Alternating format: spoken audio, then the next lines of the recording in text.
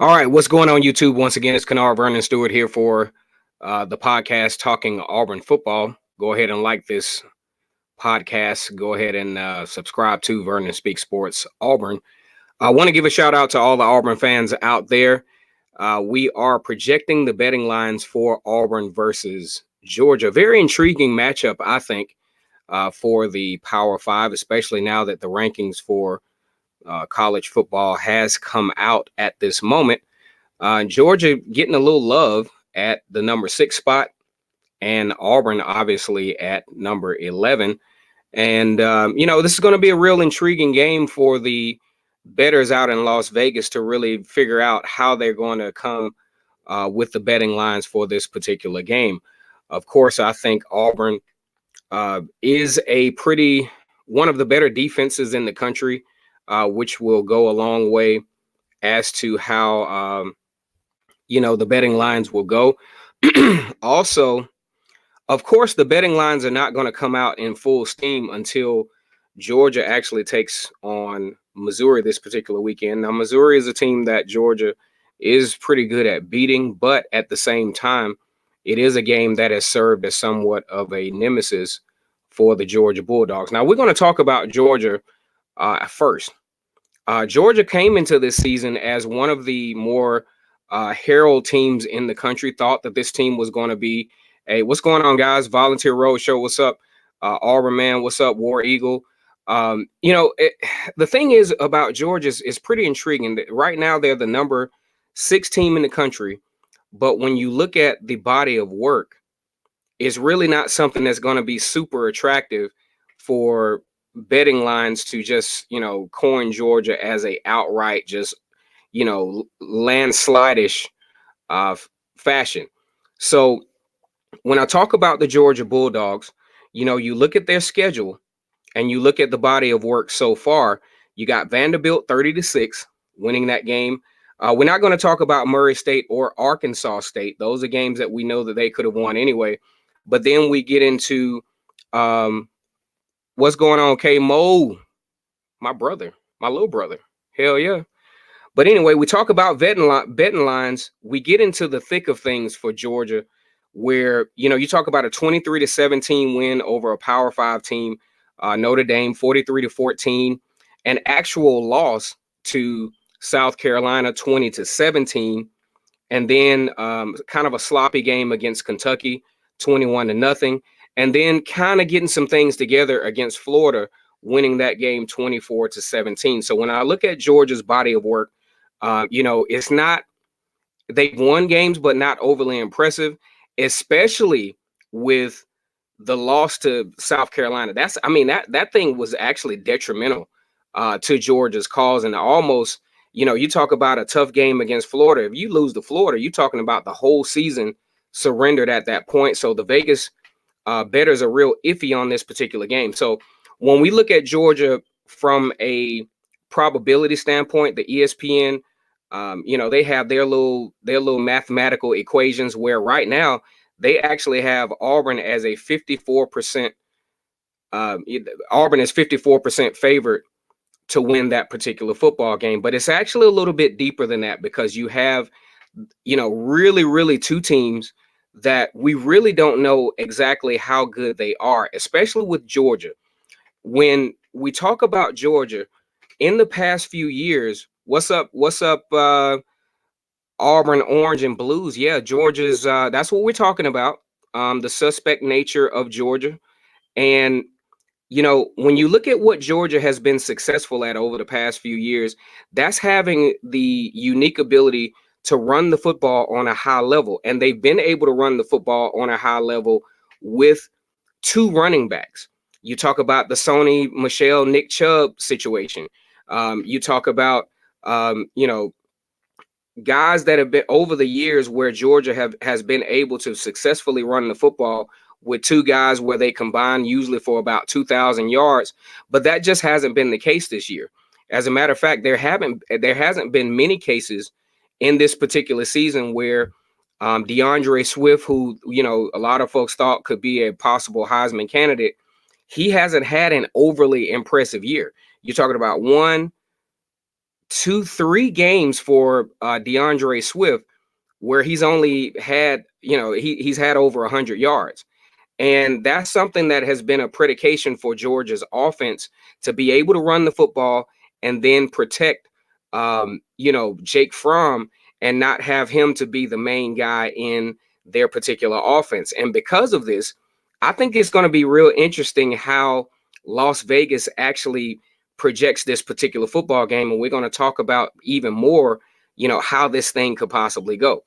Now, with Georgia, again, finally showing up on a somewhat high level, especially in the second quarter, middle of the third quarter, really starting to impose their will against Florida. Florida had some miscues in that game. And I also thought, even after Auburn played Florida, that Florida was a little bit on the suspect side, especially defensively, and it showed in this game. There was even a commenter on my channel that said, well, how is it possible that Auburn and Florida are kind of the same statistically in as far as defense goes? I'm like, no, man, I'm taking Auburn. The reason why I like Auburn's defense, what's going on, Melvin? The reason why I like Auburn's defense is because they're so versatile in what they can do. First of all, to answer my brother's question, what do you think about Smoke Monday? I think a whole lot about Smoke Monday and, Jamie and Sherwood and how they were able to perform. And they're getting better, each week. Each week they're getting better, and they are really, really starting to help Auburn solidify some depth in that defense. Now, with Georgia, like I said before, I think Georgia is a good football team. Do I think they are a great football team? Probably not. And here's the reason why. Their wide receivers, although very talented, they're very inexperienced, and it shows. And it shows in the way that Jake Fromm is approaching his game this year. I think Jake Fromm probably needs to stay at Georgia for another year because his NFL stock is not really where it needs to be, honestly, to where I would have thought it would have been for him as a junior. So for that reason, I think, if Jake Fromm leaves now, I just don't see him being, any more than, maybe a middle tier, maybe, third, kind of late, kind of early third round pick. And that's at best, considering what he's been able to do this particular year. And also on defense, I think Georgia's defense is very, if Auburn beats the Dogs of Bama, I would be surprised. Well, I would be surprised if Auburn beat Alabama. I wouldn't be surprised if Auburn beat Georgia.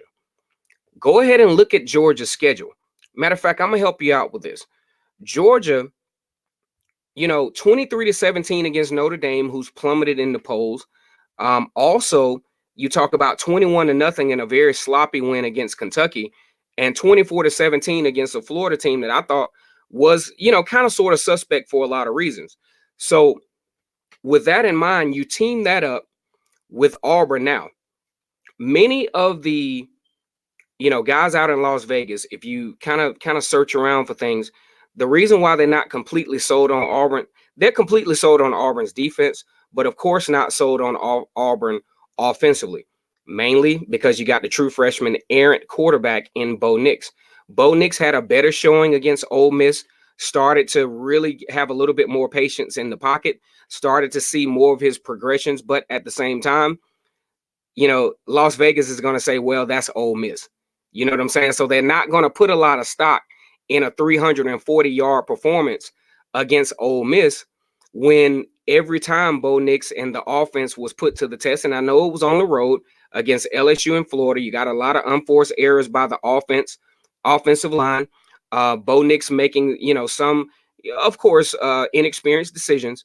And that's one of the reasons why, Las Vegas has been pretty much iffy on Auburn all this year. Who's better, Tua or Bo Nix? Man, that is not up for debate. I think Tua Tagovailoa head and shoulders is better than Bo Nix, especially at this point. And also considering the receivers that you have at Alabama, you talk about Henry Ruggs and Jerry Jeudy and those guys. I mean, is really no comparison. But either way, when we talk about Auburn versus Georgia, we're talking about a team that, will be severely challenged. One, this will be arguably the biggest challenge for Georgia all year. Auburn is an elite defense, and it showed against LSU. Now, some folks will look at the LSU game and say, hey, they still allowed 500 yards. But what you did was you took away what LSU likes to do. LSU likes to jump on you real quick. They like to make a lot of big plays. Auburn took all of that away from them. Joe Burrow come into that game, 12.2 yards every time he throws the football. Against Auburn, 7.6. 79% completion percentage. Before Auburn, 76 completion percentage. And also what Auburn did to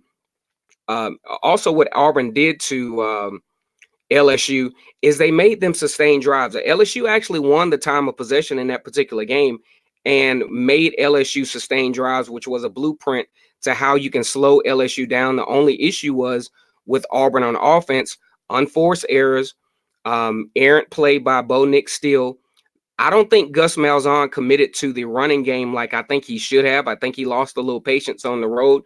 Gus Malzahn tends to not call plays very well on the road, which is a really bad sign, I think.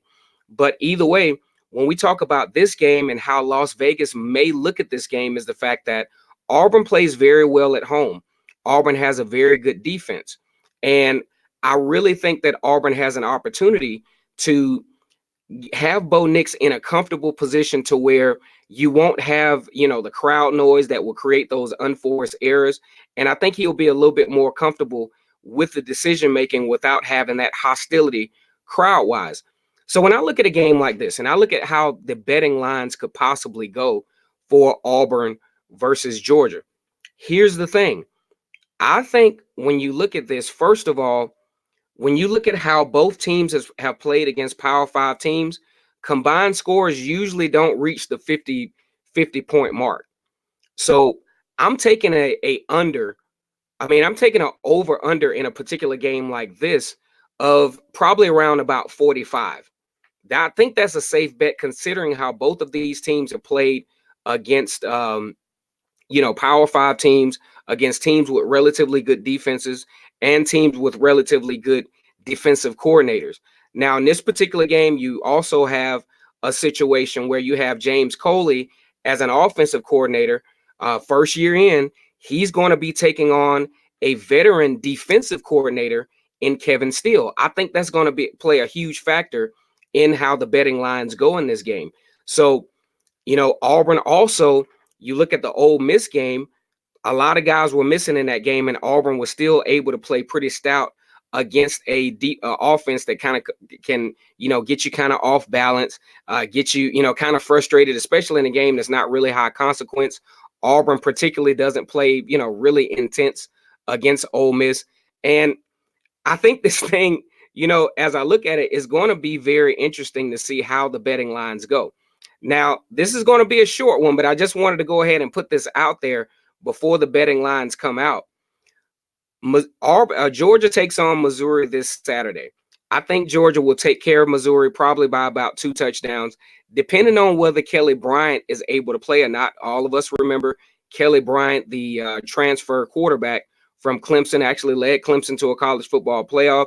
So I think whether he's able to play will play a huge role as to whether, how this Georgia game will go. You talk about a night game in Athens. The crowd is going to be hyped up, coming off of a huge victory over Florida. But the only thing that I look at, another thing that I look at, is the fact that Georgia is going to be taking on, for the next couple of weeks, 2 teams that are coming off of bye weeks. Missouri's coming off a bye week, and then Auburn is coming off a very effective bye week where they will have everyone healthy. So as I project the betting lines for Auburn versus Georgia, I take Auburn at 5 points. At 5 points, I take Auburn at 5 points with an over-under of 45. Neither of these teams against very good defenses have been able to really eclipse the 50-point mark between the two. So I take Auburn because Auburn is at home. Auburn plays very well at home. And Gus Malzahn in his tenure has never lost coming off of a bye week. So if I'm going to project, like I said again, we're taking Auburn at 5 points with an over-under of 45. Once again, it's Kennard Vernon Stewart here for the live stream. go ahead and like this video, comment, and subscribe to Vernon Speak Sports Auburn. And as always, it's great to be an Auburn Tiger, War Eagle.